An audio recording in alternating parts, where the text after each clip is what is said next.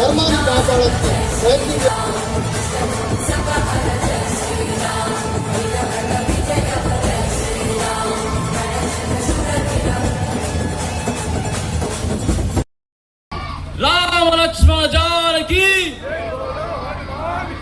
తీసుకుంటే మన పిల్లలు కనుక మనం బజార్కి వెళ్ళినా ఎక్కడికి వెళ్ళినా నాయన జాగ్రత్తగా దెబ్బలు లాగించుకోకరా అనేకమైన జాగ్రత్తలు చెప్తాము.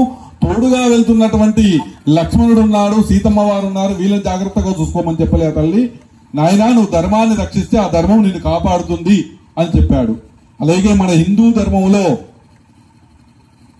ఆచార వ్యవహారాలు, కట్టుబాట్లు ఇవన్నీ కనుక తరతరాలుగా మన పూర్వీకులు ఆచరిస్తూ మనకు అందిస్తూ మనం మన వచ్చే తరానికి అందించినప్పుడు ఈ సనాతన ధర్మం అనేది, హిందూ ధర్మం అనేది కొనసాగుతున్నా కూడా అనేకమైన ఆటంకాలు, దుష్టశక్తులు మన మీద కొన్ని వేల సంవత్సరాల నుంచి దాడి చేస్తున్నాయి. అందులో సందేహం లేదు.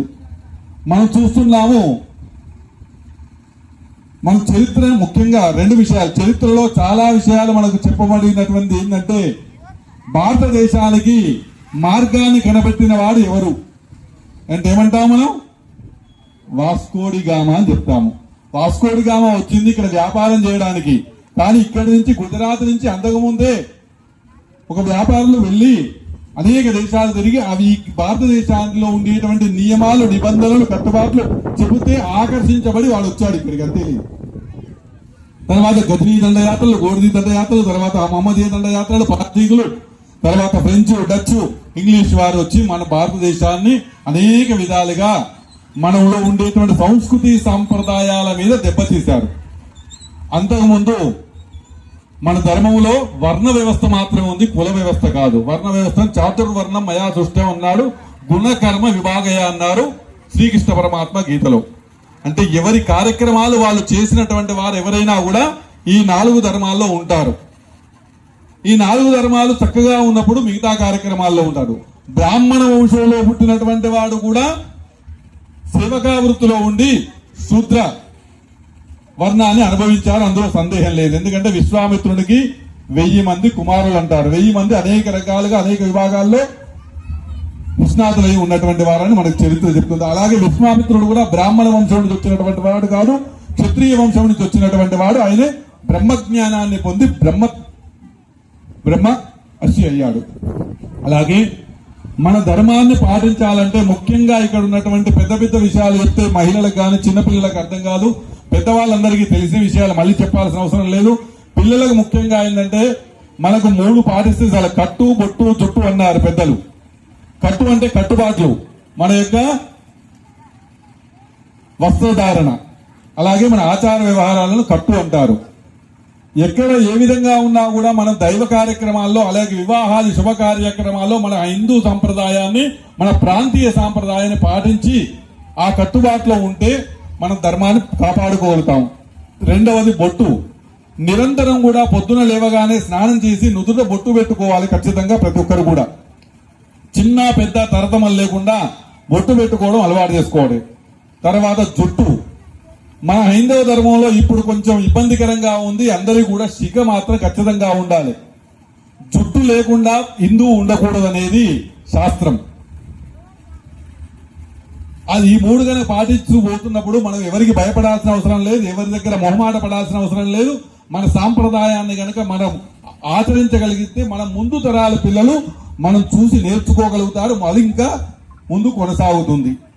ఎవరి వెనకైనా వెళ్ళండి, కానీ సనాతన ధర్మం అనే మాట వచ్చేటప్పటికి మాత్రం ఐక్యత రావాలి. మన ధర్మాన్ని, మన గుడుల్ని, మన సంస్కారాన్ని, మన సనాతన ధర్మాన్ని మనం కాపాడుకోవాలి అంటే మన పిల్లల్ని మార్చుకోవాలి. మన ఇంటి నుంచే మొదలవ్వాలి. ఇల్లు శుభ్రంగా ఉంటే సరిపోదు, గ్రామం శుభ్రంగా ఉండాలి. గ్రామం శుభ్రంగా ఉంటే రాష్ట్రం శుభ్రంగా ఉండాలి. అప్పుడే దేశం శుభ్రతగా ఉంటుంది. ఇది ఎప్పుడైతే మనలో మార్పు వస్తుందో, మీరు విన్నాము వెళ్ళిపోయాము అంటే కుదరదు. మీరు చక్కగా రేపటి నుంచి పిల్లలకు నేర్పండి. ఎవరు కనపడ్డా, వాళ్ళ స్నేహితులు కనపడ్డా, పెద్దవారు కనపడ్డా రామ రామ, రామ్ రామ్, రామ్ రామ్ అనే పదాన్ని నిదానంగా తీసుకోవాలి. అప్పుడే పిల్లల్లో సంస్కారం ఏర్పడుతుంది. ఇప్పుడు మన పిల్లలు ఇప్పటికే చాలా మందికి తల్లిదండ్రులు అనాథాశ్రమాల్లో చేర్చేస్తున్నారు. ఎందుకు? వాళ్ళకి సంస్కారం నేర్పబడట్లేదు. సంస్కారం నేర్పబడట్లేదంటే సమ్మేళనాలకు రావాలి, గుడులకు వెళ్ళాలి, ప్రతి వారం గుడిలో భజన చేయాలి. చిన్నపిల్లలు పంపండి, పెద్దవాళ్ళు సామూహికంగా ఉండండి, భజన చేయండి. వారానికి ఒక్కసారైనా భజన చేయడం వల్ల ఏమవుతుంది? సామూహిక మంత్ర ప్రార్థన అంటారు దాన్ని. భజన చేయడం సామూహిక మంత్ర ప్రార్థన.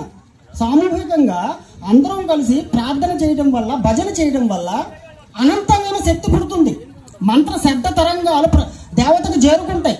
ఆ దేవతాలోకానికి చేరుకోవడం ఒక్కరు చేస్తే శక్తి పుట్టదు, 10 మంది చేస్తే శక్తి పుడుతుంది. అది ఉద్యమమైనా, భజనైనా, దేవార్చనైనా, దైవతార్చనైనా సరే 10 మంది సామూహికంగా కూడి చేసినప్పుడు దాని శక్తి, ఆ ప్రాణశక్తి, ఆ మంత్రశక్తి, బీజాక్షర శక్తి దేవతాలోకానికి చేరుకుంటుంది. అలా చేరుకోవాలంటే పూర్వం ఎప్పుడు గ్రామాల్లో భజనలు ఉండేవి.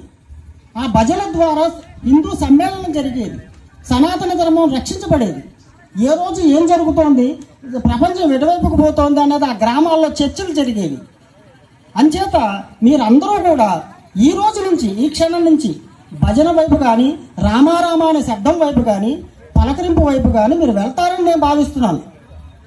ఇప్పుడు మీరెవరండి చెప్పడానికని మీరు అనొచ్చు. నా అర్హత ఏంటో కూడా మీకు తెలియజేయాలి. నాకు ప్రపంచవ్యాప్తంగా 30-40 వేల మంది శిష్యులు ఉన్నారు. అమెరికా నుంచి, అన్ని దేశాల నుంచి. గొప్ప చెప్పుకోవడానికి చెప్పట్లే, అది నా గొప్ప కాదు, నా మంత్రదేవత యొక్క గొప్ప. నా దేవత నా చేత అనేక మాటలు చెప్పిస్తుంది నా శిష్యులకి. వాళ్ళందరూ బాగుపడుతున్నారు, వాళ్ళ సమస్యలు తీర్చుకుంటున్నారు. ఆ మార్గాన్ని ఆ దేవత నా ద్వారా పలికిస్తోంది. ఇక్కడ ఉన్న పెద్దవాళ్ళు కూడా అనేక రకాల సాధనలు చేసిన వాళ్ళు, అనేక రకాల మంత్ర సాధనలు చేస్తున్నారు, అనేక రకాల దేవతార్చనలు చేస్తున్నారు. వాళ్ళకి వాక్శుద్ధి, మంత్రసిద్ధి ఇస్తుంది దేవత. అలాగే మీరు కూడా అందరూ వ్యవసాయమనో, బిజినెస్ అనో ఏవో రకరకాలు ఉంటాయి. మరి రోజు భజనలు పూజలు చేస్తామా, పునస్కారాలు చేస్తామా, గుడికి వెళ్తామా అంటే కుదరదు. అందుచేత ఉదాహరణ చెప్తాను.